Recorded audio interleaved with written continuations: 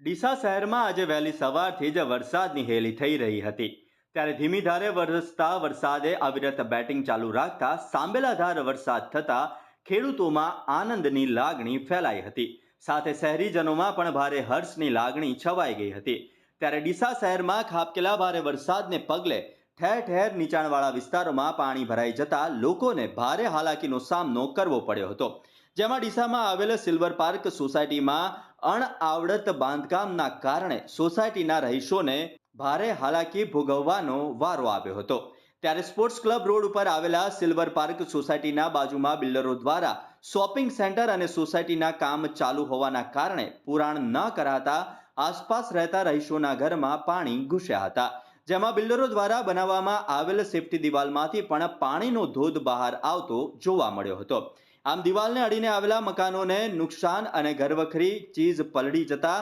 પરિવાર મુશ્કેલીમાં મુકાયો હતો ત્યારે ડીસામાં સવારથી જ પડી રહેલા વરસાદના કારણે સ્પોર્ટ્સ ક્લબ રોડ ઉપર આવેલા સિલ્વર પાર્ક સોસાયટીમાં બિલ્ડરોના ભોગે સોસાયટીના રહીશોને નુકસાન થયું હતું।